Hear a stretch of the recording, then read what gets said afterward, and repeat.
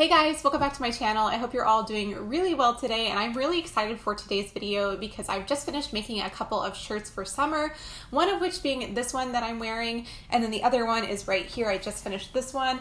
So both of these shirts are smocked style shirts, and I really like that feature. It's using elastic thread to make a really stretchy bodice, and then they also have these cute little puff sleeves. This one I made out of an old sheet, and then this other one is made with some beautiful fabric, which was a very kind gift from Rifle Paper Company. So I love how both of these turned out. I was really needing some new shirts in my summer wardrobe, so I'm excited to have a really simple design that I can go back to again and again. And I will be showing you guys once again in this video, as with the last one, how I made the pattern. So I hope you guys find it helpful. So I'm going to go ahead and jump in and start sewing. So to get started today, let's take a look at the basic design that we are making. So I knew I wanted this shirt to have a square neckline with kind of this ruffled detail at the neckline, as well as elastic at the shoulders to keep the sleeves in place as I was wearing it. And then I wanted the smocking or shearing to go all over the front and back with a little ruffle at the edge of the bodice. So the bodice is basically just a tube style top, but there is a little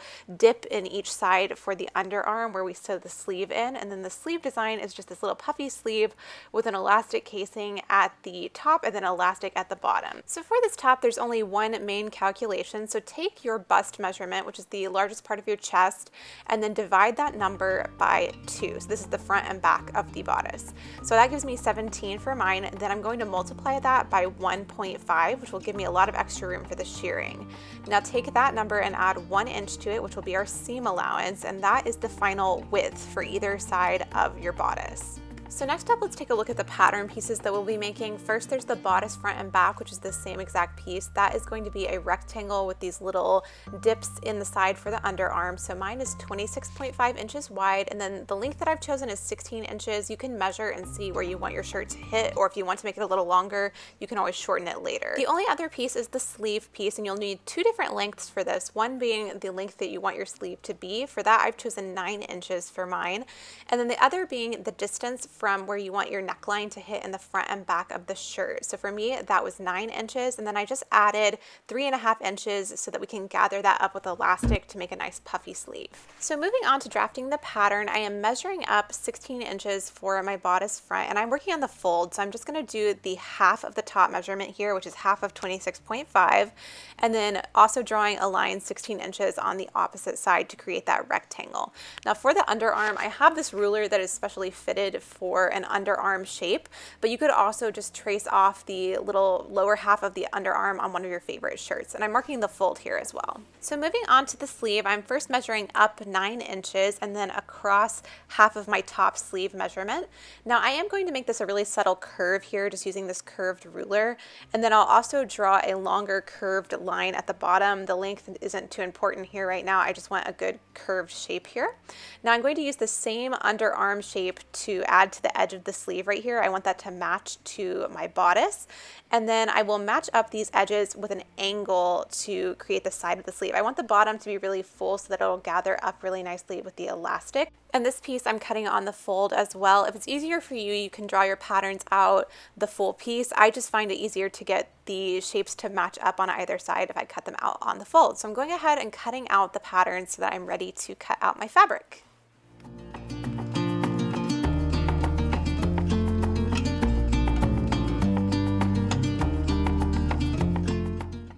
So for this project, I'm using 2 yards of this beautiful cotton fabric from Rifle Paper Company. It's a nice lightweight material. I think lightweight materials work best for the shearing, so just keep that in mind as you're choosing your materials. So I'm pinning down my patterns, and I will be cutting each of these pieces out twice because I need a front and back piece and then also 2 sleeves.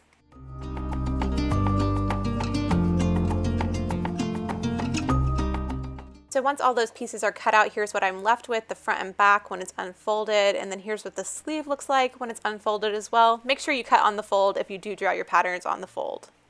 All right, now that everything is cut out, we can move on to the actual sewing of this project. So first things first, we want to fold over the top edge of the bodice pieces twice for a narrow hem and just stitch that down with a straight stitch. When I'm doing a narrow hem, I like to use my iron and really press it with a lot of steam instead of pinning. I find that it gives me a little more precision. Now you'll notice I don't measure these hems, I kind of like to eyeball it, but if you feel more comfortable measuring, you definitely can. So I'm just top stitching this down with a straight stitch and making sure to back stitch on either end, and I'm using about 1/8 of an inch seam allowance right here.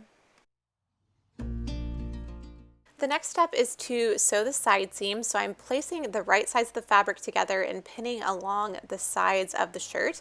And I'm going to stitch this down with a 1/2 inch seam allowance with a straight stitch and then go over the edge with my serger to finish it off. You could also use a zigzag stitch if you don't have a serger. I just like the way the serger looks, but whatever you have to finish the edge will work.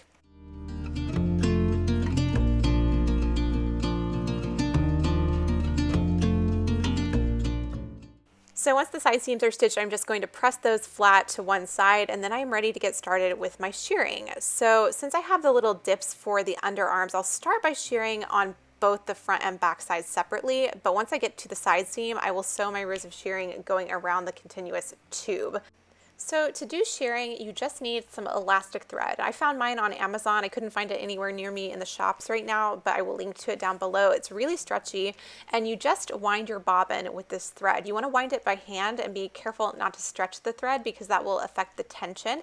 And then put your sewing machine stitch length on the longest length. So now I'm ready to start shearing. So I'm starting with a 5/8 of an inch seam allowance, and I just have regular thread in my sewing machine other than the elastic and the bobbin. And I'm going to back stitch and stitch all the way across the length of the front of my shirt. Now you'll see it start to gather up here, but it's not going to gather up a lot on the first row, but as you add more and more rows, it really builds on itself and creates that smocked look. So don't be afraid if you think it's not working at first, but I would recommend doing a couple of practice rows on some scrap fabric just until you get used to how the shearing works. So here's my first row, and then I sewed every 1/4 of an inch just using the presser foot as my guide for matching up my rows of shearing. So I sewed quite a lot. You could do a bigger space between if you didn't want to do so many rows. This is the time to get yourself a podcast or a good TV series because I was sitting at my sewing machine for quite a long time stitching all these rows of shearing. So for me, it turned out to be 7 rows before I got to the underarm on either side. So I stitched those 7 rows on either side, and then I started sewing it from the side seam so that each row that I did was a continual round going all the way around the shirt. And then I just continued to about 2 inches from the bottom of my shirt. So here's what it looked like with the 7 rows. You can see that the smocking has really started to come together, especially compared to that first row. Now I'll start from the side seam, and then I'm just going to keep going for a really long time here.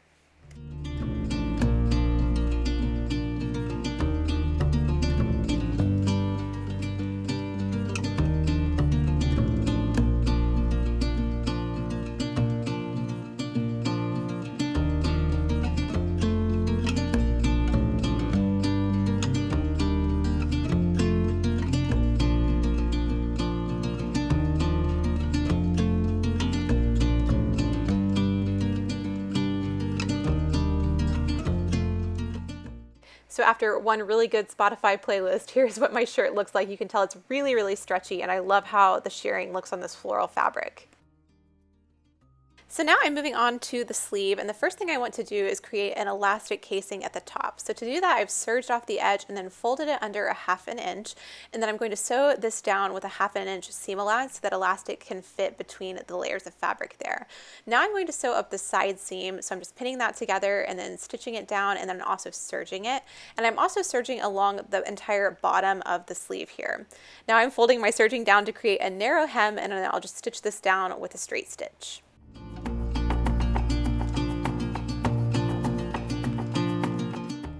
So next I want to take some 1/4 inch elastic and stretch this along the bottom of the sleeve. So I'm using a 7/8 of an inch seam allowance here to give me that little ruffle effect along the edge.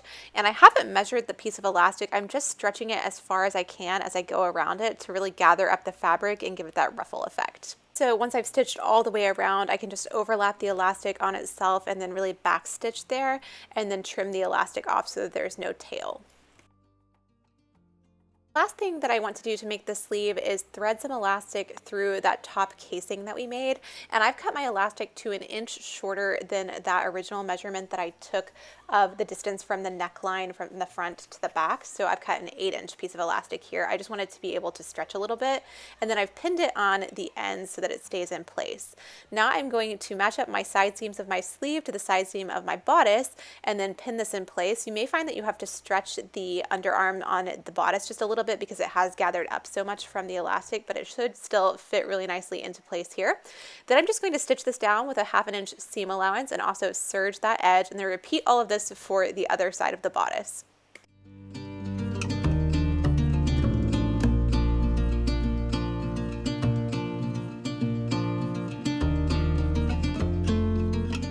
So here's what the sleeve looks like now that it's attached, and the last thing to do to finish off this shirt is just hem the bottom. So all I'm doing here is serging the bottom, and then I will turn this under a 1/2 inch and stitch it down all the way around with a straight stitch. You can kind of adjust the hem to fit however you would like, but I liked it at this length.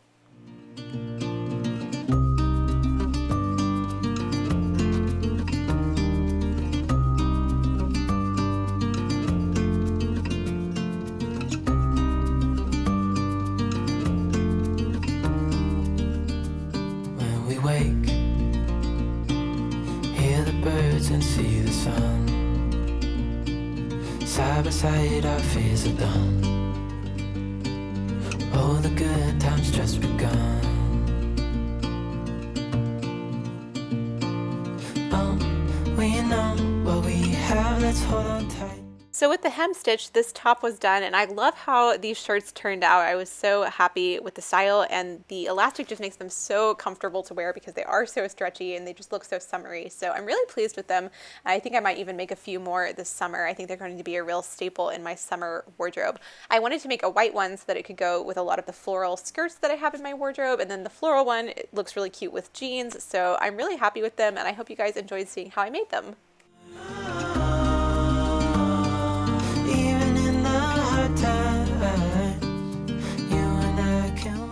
Okay guys, so that is going to be it for this video. I really hope you enjoyed it and found it helpful. Let me know if you guys have any questions down in the comments below. If there's anything that I forgot to specify or add, be sure to let me know and I will answer that. If you do end up making this design yourself, I would love to see it, so be sure to tag me on Instagram. My username over there is @JessLaurenJohnson, which I will put up on the screen here so you guys can go follow along over there and share what you make with me. I would love to see it. And if you're new to my channel and you found this video interesting and you want to see more videos like this in the future, please feel free to subscribe by pushing the red button down below, and that will just let you be notified whenever I post in the future. As I'm filming this, we have just hit 11,000 subscribers, so thank you very much guys. That is so crazy to me, so I really appreciate your support, and I'm glad you guys are enjoying all of the sewing content. I will be back next week with another sewing video, so I will talk to you then. Bye!